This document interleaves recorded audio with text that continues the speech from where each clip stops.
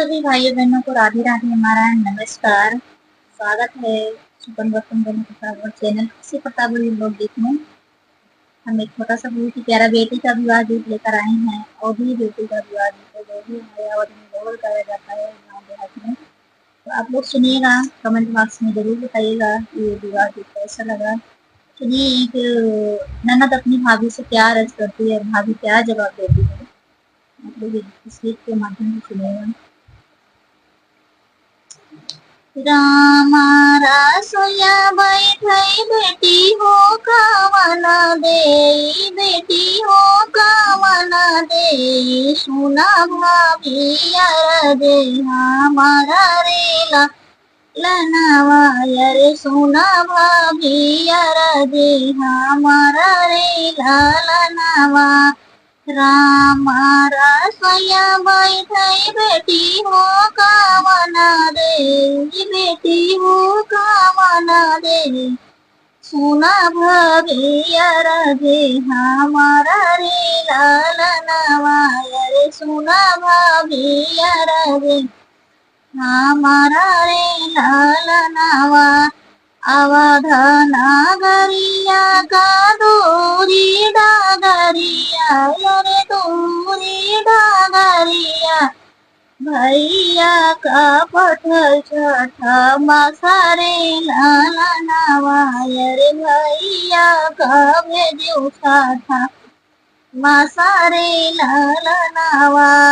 यावधाना गरिया का दूरी डागरिया, अरे दूरी डागरिया अरे, भैया का भेजू छठा मासारे लालनावा, अरे भैया का भेजू छठा मासारे लालनावा।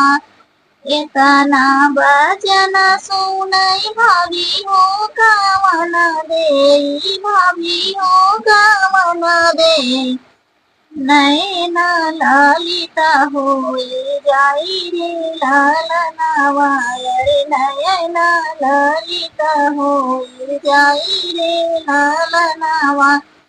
एतना बचन सुनई भाभी हो कावना दे, अरे भाभी हो कावना, नैना लालिता होई जाई रे लालनावा रे, नैना लालिता होई जाई रे लालनावा।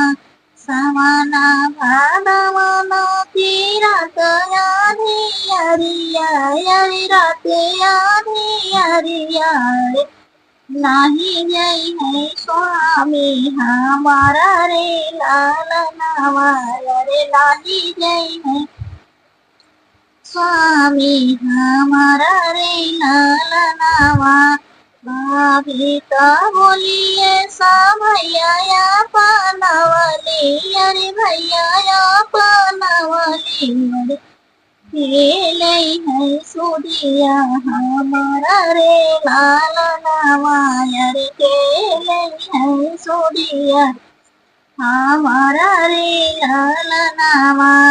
भाभी का बोलिए सा भैया पानावली अरे, भैया पानावली अरे, खेले है सुदिया हमारा रे लालनावा रे, खेले है सुदिया हमारा रे लालनावा।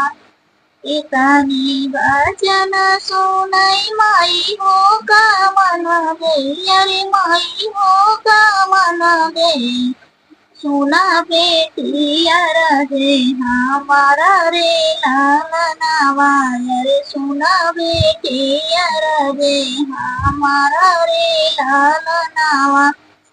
इतनी वचन सुनई माई हो कावना दे, माई हो कावना दे, सुना भैया रे हमारा रे लालनावा रे, सुना भैया रे हमारा रे लालनावा।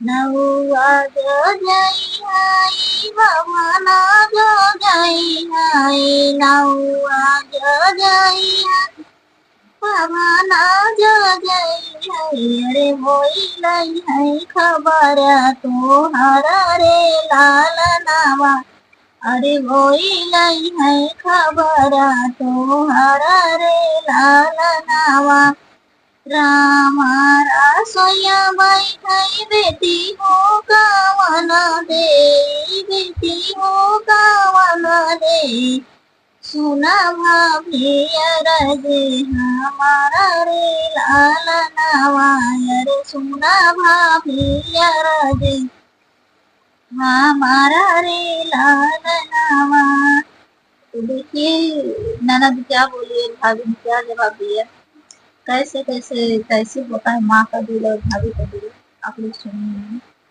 देखो कमेंट बॉक्स में जरूर बताइए कैसे